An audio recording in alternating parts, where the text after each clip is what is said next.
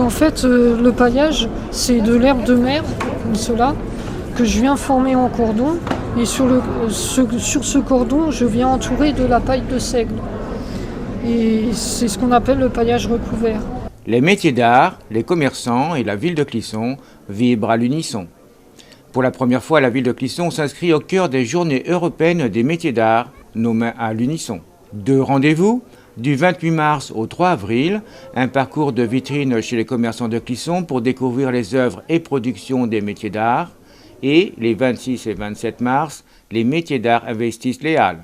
Au programme, ateliers, expositions et ventes. Alors aujourd'hui, c'est les rencontres des métiers d'art. C'est un week-end de pré-ouverture des Journées européennes des métiers d'art qui va se dérouler ensuite toute la semaine avec un parcours de vitrine. Donc aujourd'hui, c'est vraiment des rencontres des artisans d'art du Sud-Loire, sous les Halles, notamment du vignoble nantais et de Clisson, avec des présentations de leur métier. Donc artisan d'art, ça veut dire transformation de la matière. Il y a 280 métiers d'art, c'est très cadré, spécifique.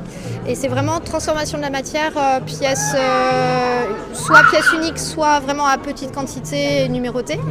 Et du coup, ils sont soit artistes à la Maison des artistes, soit à la Chambre des métiers, soit autrement en auto-entreprise. Et donc on a une quinzaine de métiers d'art sous les Halles aujourd'hui. Et puis il y a 2 artisans d'art aussi qui sont dans les boutiques du quartier Saint-Antoine, qui présentent leur production, leur métier. Et puis ensuite on a une vingtaine de lieux pour le parcours de vitrine, de commerces qui ont travaillé avec les artisans d'art pour présenter leur production. Et puis mettre en avant, l'idée c'est de mettre en avant autant les commerces que les artisans d'art du territoire. Là, on arrive dans un parcours.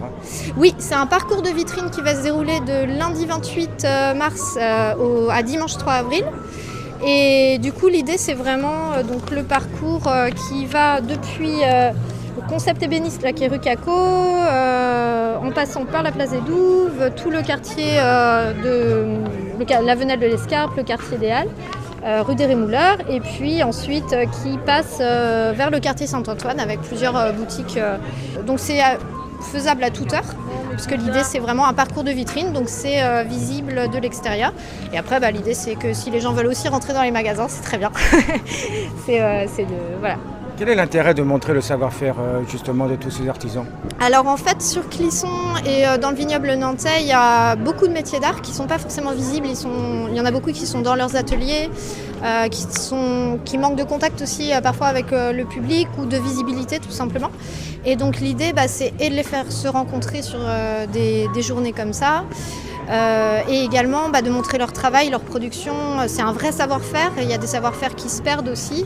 Et du coup l'idée c'est vraiment de montrer leur sens artistique et autant leur travail artisanal que leur sens artistique. Voilà. Mais aussi...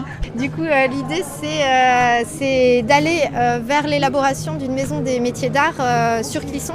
Et donc de commencer à travailler avec les artisans d'art et de créer vraiment une dynamique autour de ces métiers pour pouvoir ensuite les accueillir, leur donner plus de visibilité, qui se rencontrent aussi sur un lieu sur Clisson. Et n'oubliez pas le parcours de vitrine des commerçants de Clisson pour déambuler et découvrir à toute heure les œuvres et productions d'exception des artisans d'art du territoire.